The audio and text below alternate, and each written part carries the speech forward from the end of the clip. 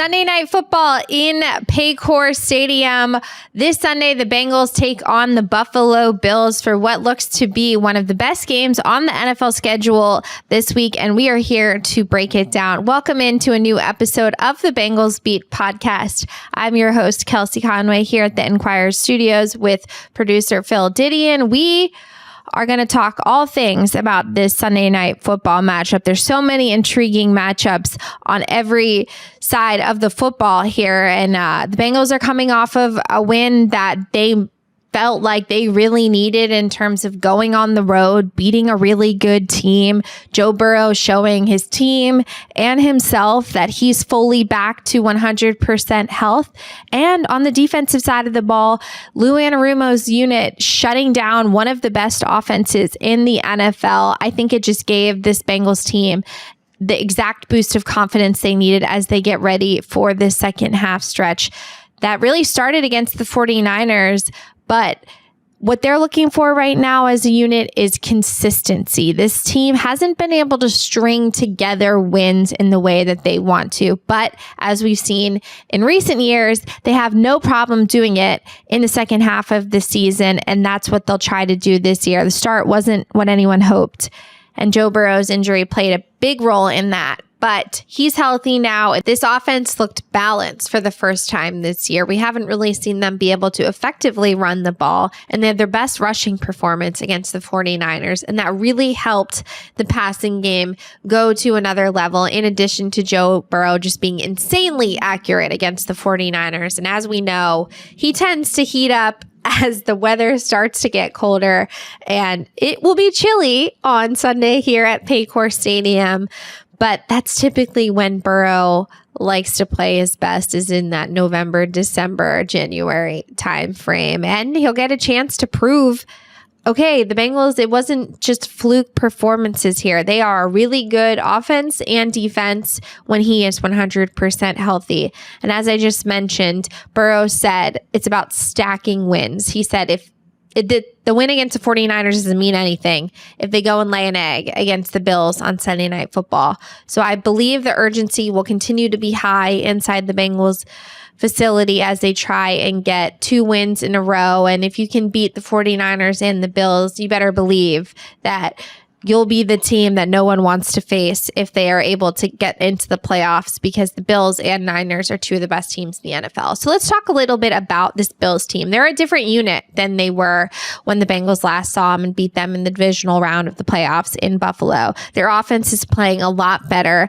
and they've added weapons to really help Josh Allen. They're averaging 27.8 points per game, which is 4th in the NFL. Last year, the biggest criticism of the Bills was they didn't give Josh Allen enough weapons besides Stephon Diggs. They went out and drafted Dalton Kincaid, their rookie tight end, who's been awesome for them, and he's especially playing a big role right now with Dawson Knox injured. And then they also really upgraded at the running back position with James Cook, who they drafted last year, who's having a bigger role in his second season in the NFL. And they're getting a lot out of that run game. And Ken Dorsey is doing a good job in his marriage with Josh Allen in terms of them getting on the same page of what Josh wants to do and what he's effective in doing. And outside of that week 1 disastrous game against the Jets, he's really cut down on forcing the ball and creating turnovers. But as we know, he is susceptible to doing that. And that's why I think the start against this Buffalo team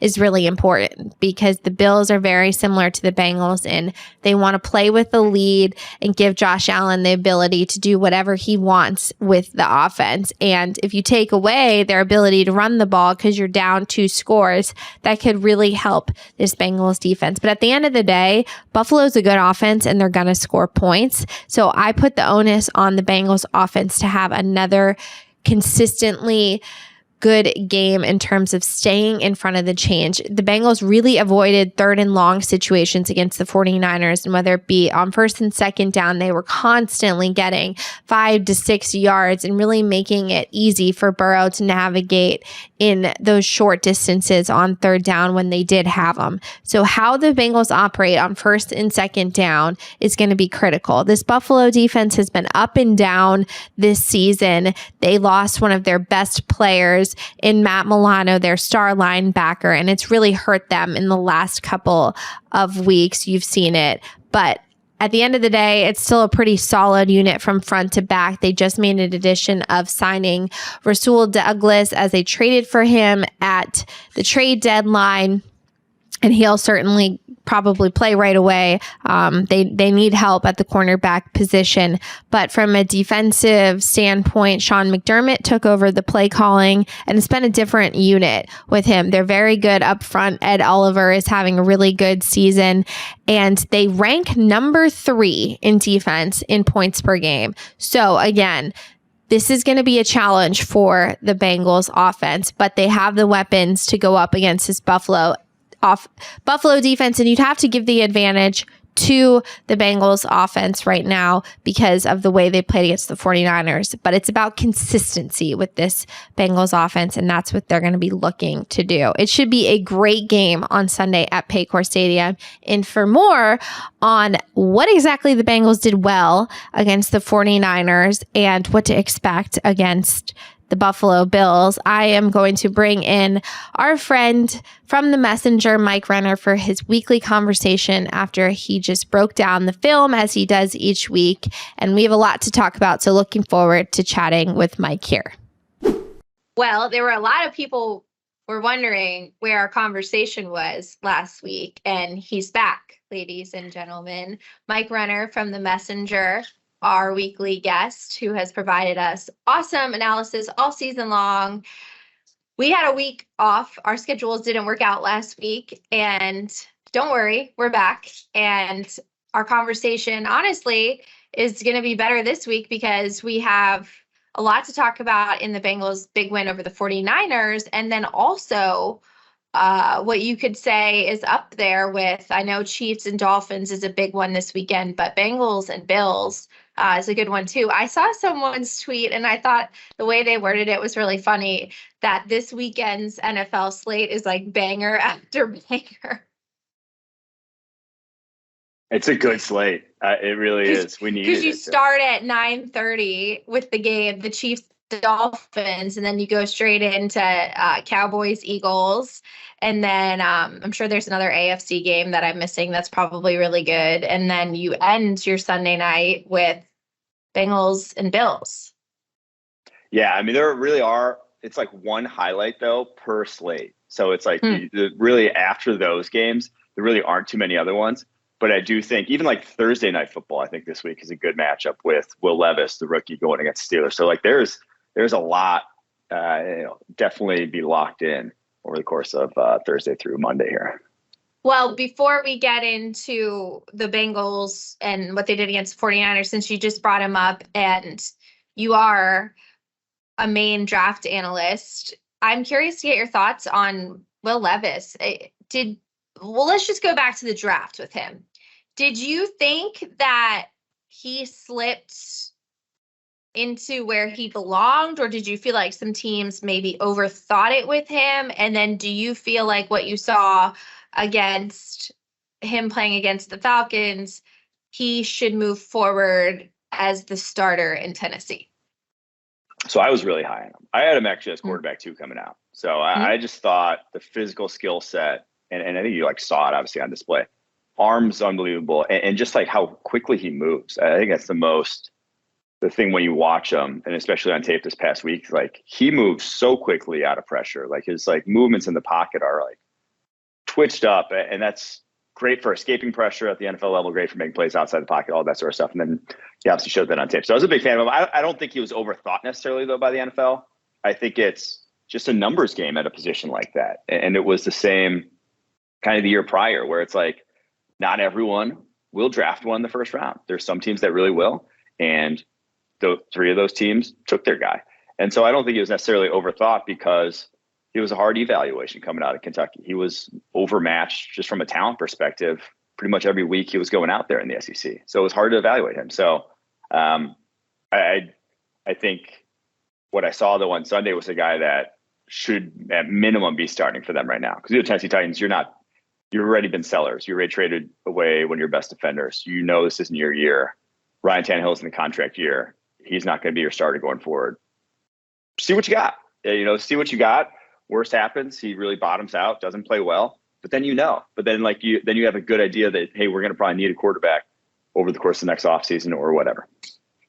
Yeah, I agree with you. It is weird, though, because the Titans technically aren't out of it. And knowing Mike Vrabel, he's such a competitor. I could see in some way the Titans sneaking into the wild card competition at the end of this year, because I saw what they did to the Bengals, but the Bengals were a different team then. But just wanted to get your thoughts on Will Levis. I guess so at that point you were shocked that he went after Anthony Richardson. I wasn't necessarily shocked, but I was shocked at like the gap then, where it was like, hey, it lasted that long. I thought maybe you'd see someone getting back into the back end of the first, or him coming off the board somewhere there just to get the 5th-year option from him. But then whatever, second pick in the second round. I mean, it's still fairly high. That's where guys where Dalton went right around that range, Derek Carr went right around that range. It's not uncommon for quote unquote franchise quarterbacks to still be available at that point.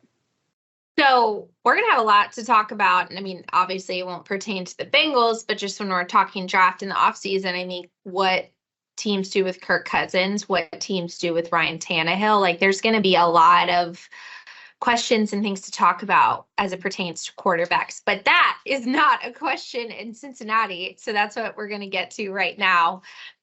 Where is this performance against the 49ers? I'm talking about Joe Burrow. Where does it rank in I've seen Joe Burrow play every game in his NFL career rankings? Ooh. So, I mean, he's had some insane games, right? This one was on a pure throw for throw basis. I mean, I think he had one throw that didn't go where he wanted it to go. Out of, 33 in that game? I think he had one, and it was a third down to Jamar. I believe it was start of the fourth or maybe towards the end of the third. That was just kind of behind him. And he still could have caught it. But that was the only one that was off target. And he had one decision early on in the game, very first drive, that could have been picked, got broken up. That it was where he wanted to throw it, but it was, I think he just missed the guy coming in there. So those were the two negative, anything, anywhere, even remotely bad plays out of 33. Everything else was where he wanted it to be. When it wasn't complete, it was because either a nice play by a defender or just a mishap by the offensive guy. So, yeah, when you only have 2 bad plays out of 33 dropbacks, or 2 even remotely negative plays, that's going to be up there. Now, he wasn't attacking down the football field quite the way he has in some of his games. I think he has the most 400+ yard, 4 touchdown games in NFL history. So it wasn't quite at some of those. But man, this was Joe Burrow prime. This is when he's like that. You shouldn't lose games as a Cincinnati Bengals. You shouldn't. And obviously, you're playing against a good team in the 49ers. That's a good test. That's going to be a team that's there at the end of the season. And to kind of put it on the way they did, that's why you can't give up on this team. That's why this team still, everyone's going to be scared of this team going forward. What was your favorite throw that he made? I mean, he was 28 of 32. He was just dialed in. I was out on the field before the game. And Joe's very regimented in his schedule in terms of he does the same thing every day of the week to get himself ready to go. But I saw him out on the field before any other 49ers player. There was not even someone stretching for the 49ers. That's how early he got out on the field, and he was just going through his throws. And I was like, that's interesting. And I don't know if it was him just kind of getting used to the turf, being on the West Coast time, or what that was about. But I was like, I'm gonna mark that down. And then talking to T. Higgins after the game, he said he just had this look in his eye all week that he was gonna come ready to go. And he thrives in these moments where nobody's picking the Bengals to beat the big bad 49ers in Santa Clara. And, this is what he does, is he always gives the Bengals a chance. And so when you went back and watched which throw, or you can have a couple, really stood out to you in terms of just top level, only a couple guys can make these throws? Well, obviously the one where he escapes pressure, backs out of the pocket, stiff arms Bosa out to the right, and then puts it on down. I mean, that one's insane. I mean, one of the plays of the year at the quarterback position, just in terms of difficulty, who can all make that. Just not a lot of guys. I also think just like the scramble touchdown to Yoshevich was like, he didn't make, those are plays that, again, what's the difference between the Bengals offense now, how good they look in, weeks 1 through 4, when I was coming on this every week saying like, man, this is rough. Like, this is hard to watch. It's plays like that just weeks 1 through 4, that's a dead play, would not have gone anywhere. No one was open right off the rip. And like, he was right to pull it down. He probably would have just thrown it away if he couldn't move. But then those plays are what make Joe Burrow special. Is that on the move, doesn't miss throws like that. So I think those two are good. And then the other touchdown, I kind of like the seam fade, was just the handoff. That was beautiful, where you have to put it. And so there was a lot of throws in that game that were just, again, handoffs that were down the football field that I think hit the nail on the head there. Burrow was some sort of different locked in on Sunday. So first of all, shout out to Alex Kappa on that play, the scramble play, because without his block, that play would have that wouldn't have happened. But yeah, he was just outstanding. He's so accurate. And what I want to bring up to you is what he said following the game. And there's two things. He said, he was asked, is your completion percentage over the last couple of weeks more indicative of your calf being healthy or just that you're playing at a higher level? And he said that this offseason, the thing he worked on more than anything was to become more elusive and athletic in terms of his ability to make more plays outside the pocket. And that's the first time he's admitted what his offseason focus was. And I think that just makes him, like, you already think Joe Burrow's really good. Is this part of his game that he spent all offseason working on? And if you look at him, like, he's a different build this year in terms of just pure strength on his body mass. But if he's able to be even more mobile, do you feel like that can just unleash a complete different part of his game that would make him and the Bengals offense even more dangerous? Yes. I mean, truthfully, that's very reminiscent of, I remember, as a Packers fan, Aaron Rodgers. So like 2011 season. So when he won, like really broke out right after the Super Bowl, then won his MVP. What he said that offseason was he worked on his mobility, being more escapable, being lighter on his feet, just having that aspect to his game. And it was already like a strength, but get better. And that's how I feel hearing you say that about Joe Burrow, is that like the ability to do that only leads to more big plays. Like the guys that can do that. That's why everyone's searching for Patrick Mahomes, Josh Allen's, is because there's only so many, defenses can shut down stuff in the pocket, especially, if you maybe don't have, T. Higgins for certain games, don't have Jamar Chase for certain games. Like not every concept gets guys open on any given play. So sometimes there's just plays where there is no window to be hit. There is no guy to find. What do you do when that's the case? And again, I go back to the early in the season when you just couldn't move. The case was those were going for sacks or incompletions. Now they're going for touchdowns, big gains. And that's something that just flips the script and just demoralizes defenses too. When you get a guy breaking out of the pocket, that demoralizes them. And then also changes how they have to rush. And it makes your offensive line's job a lot easier, because if you're thinking that you're a defensive lineman and all you can do is just get after the guy and he's not going to break out of there if you give him a run lane, well, then you're going to attack, and it's going to make two-way goes for your defensive lineman, your offensive line's job just a lot harder.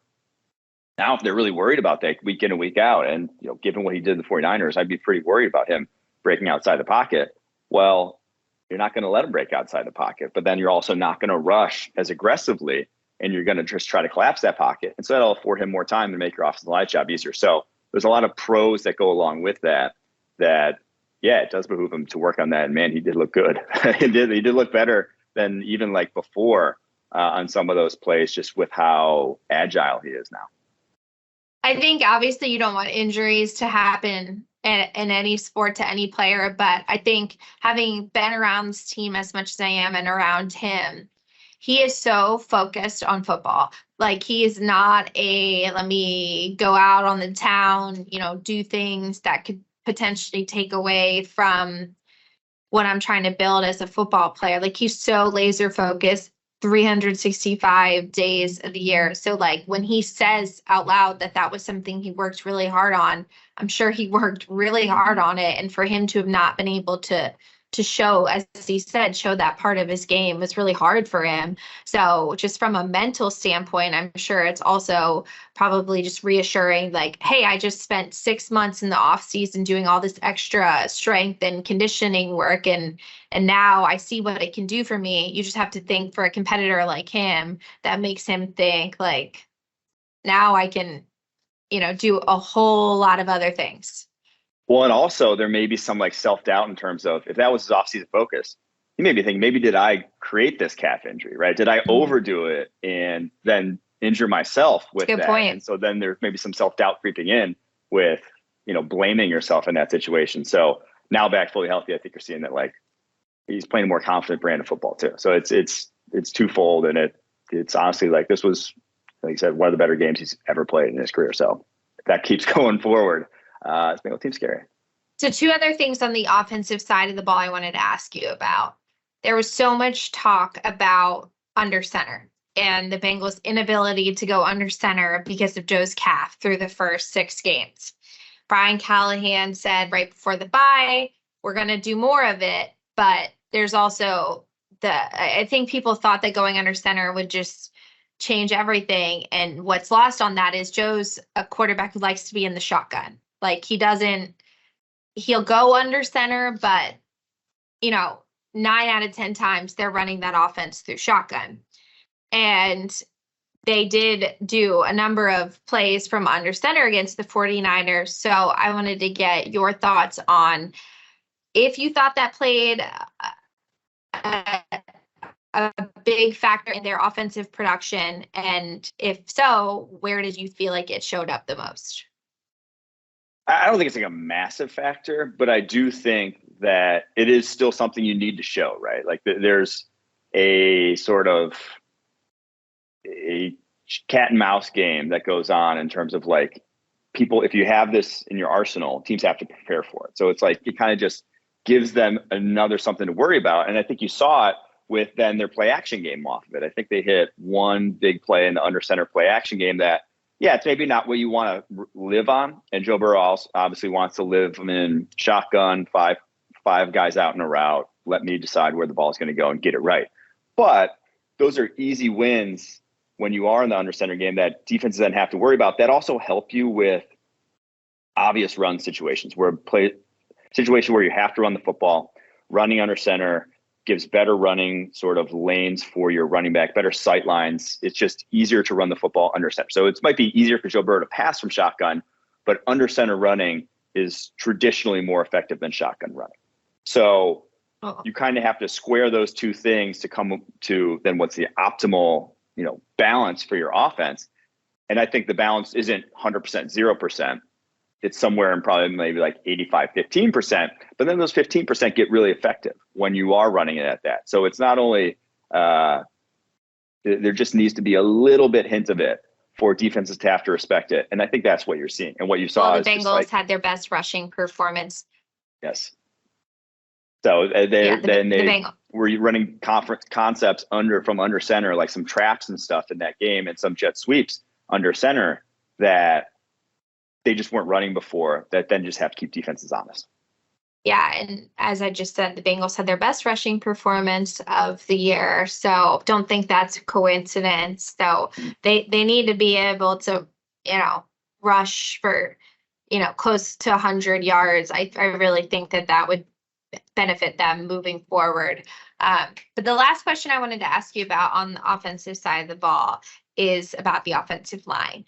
We spend so much time the last couple of years just picking apart how bad the Bengals offensive line has been, that I feel like we should be giving them credit for how they've played recently. You can say the 49ers defensive line isn't playing that well, sure, but I don't care. They still have Eric Armstead, Javon Hargrave, and Nick Bosa. And they were viewed as one of the best defensive lines in football before the start of the season. And the Bengals offensive line, I thought, played really well for the most part against that group. Who is impressing you on the Bengals offensive line this year? I think it's been, I guess, over the course of the season, the improvement from the interior offensive line. I think they've really gelled the more games we've seen from them here so far this season in terms of just their performance. There was a lot of interior penetration early on, a lot of guys getting walked back in the backfield, and now you're just not seeing that. So even if they're far from perfect, it's the pressure's not getting home nearly as quickly. So definitely been impressed with their improvement over the course of the year. But also I just think, Orlando Brown, the left side's just is the best, most consistent offensive lineman they've had in, since like those 15 teams that had, Andrew Whitworth, like that were actually like darn good offensive lines. He's easily just week in and week out, you can rely on him not to get just annihilated. And that's something that they couldn't do in the past, right? Like they had to scheme around so many games where it's like, oh man, we're getting our butts kicked from both sides. And it's like, you can't chip two guys. And so with Orlando Brown, maybe, not his best game ever, but I do think that he's far from a liability out there, even when he is maybe overmatched, like for a guy like Nick Bosa. Like he's still not going to give up that immediate pressure that really takes the offense out of it. So I think that's been the biggest difference for me, is that you now don't really have that liability up front that I've been seeing so far this year. Yeah, I was kind of shocking that Alex Kappa, which is why you can't judge a team based off the first quarter. Alex Kappa wasn't playing that great at the start of the season. And as you said, I think it's just a matter of them getting their legs under them and really, really being able to get a few games where they can get some of, like you're saying, the gelling under control. Cordell Volson was not playing great at all. I mean, some tough matchups that he had early on, and he's still just a second-year player. But I think what you said is that you're seeing growth from them, and that's all you can ask for. It's, the team that doesn't win the Super Bowl isn't the best team always in week one.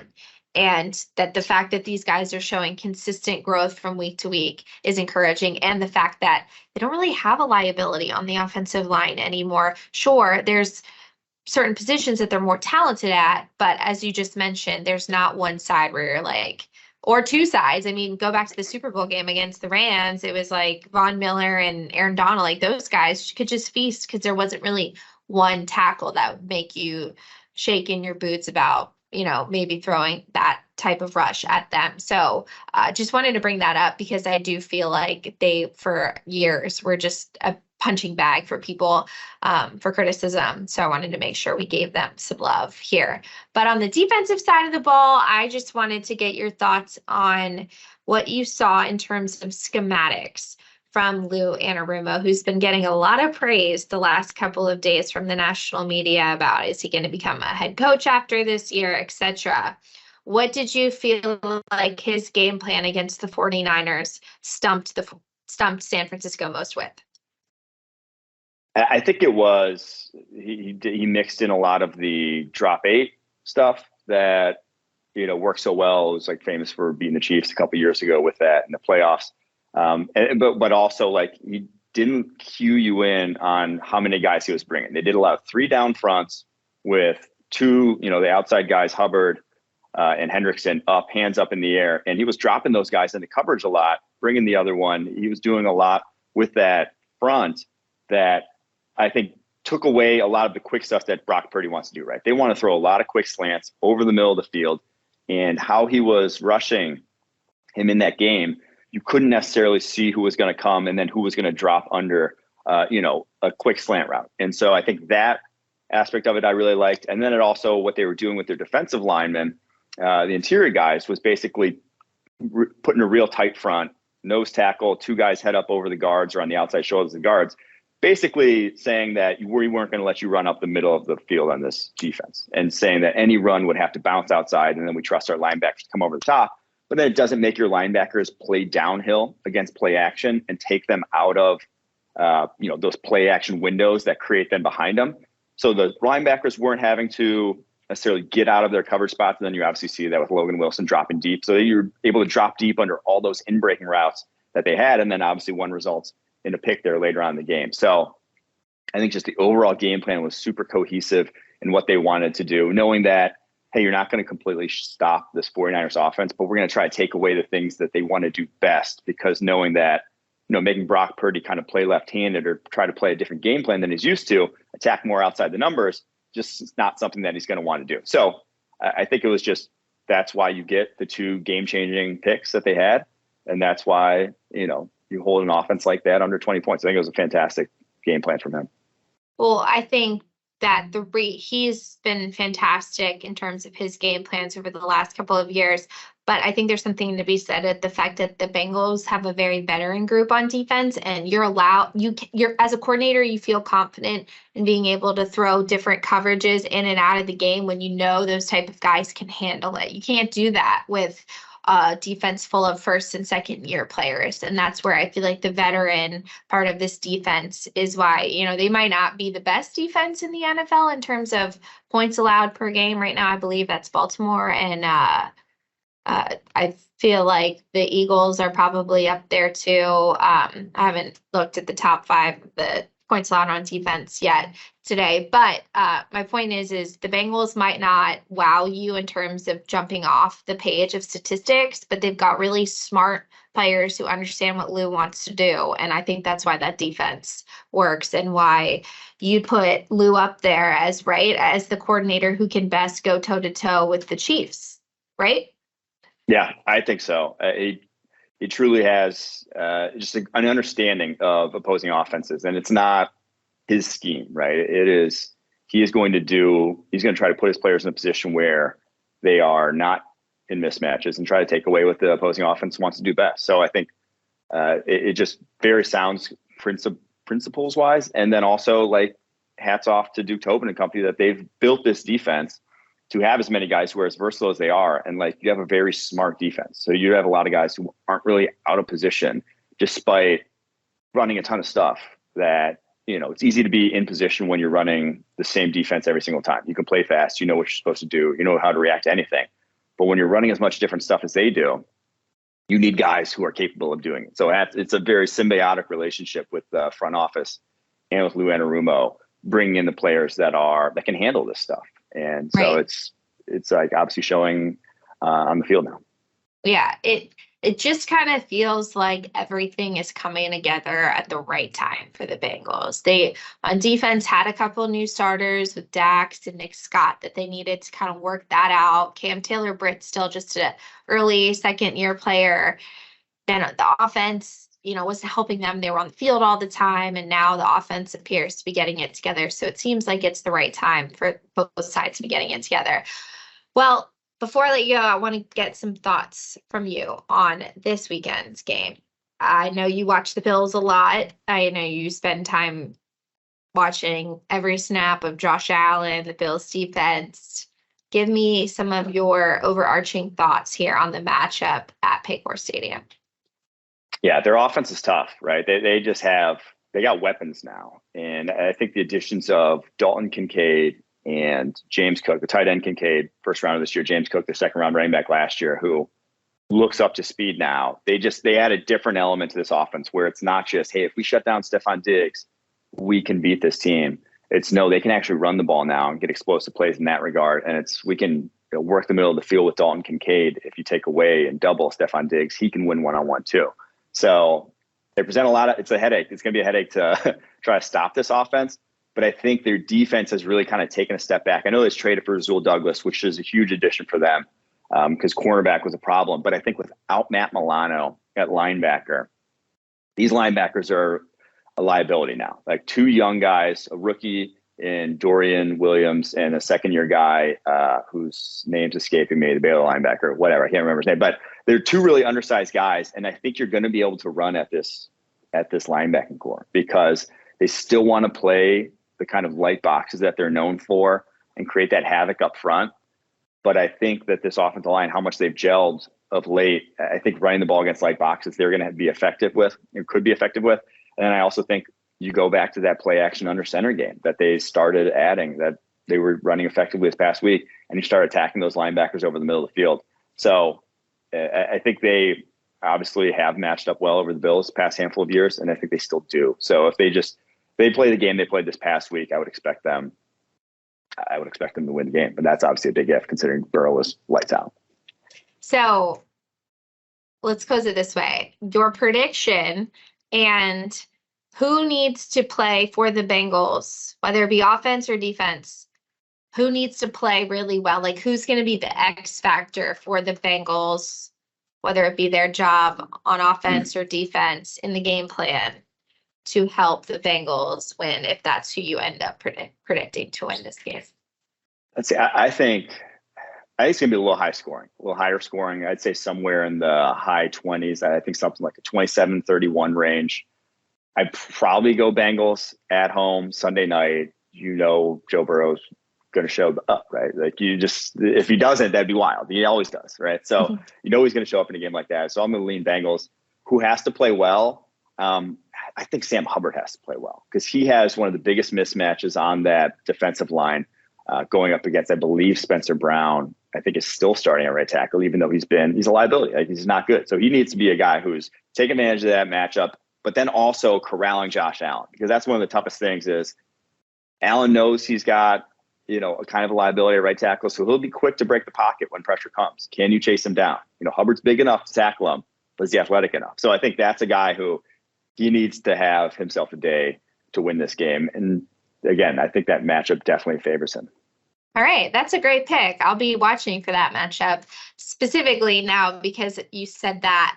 But it should be a great game. And, whoever wins this game, it could be a big win for either team, but it's likely that both these teams might see each other in the playoffs again. So, but it should be a fun one. And I know that there's going to be a ton of fans. It's the first time Sunday Night Football has been at Cincinnati in a long time. So I think it's going to be an atmosphere, and I'm looking forward to watching it. And I'm also looking forward to breaking it down with you on Monday after the game. I'll probably be texting you during the game as well. Hopefully we'll breaking down a W on Monday. Looking forward to it as well. Definitely. All right. Thanks, Mike, for joining me. Thanks for tuning in to this week's episode of Bengals Beat Podcast.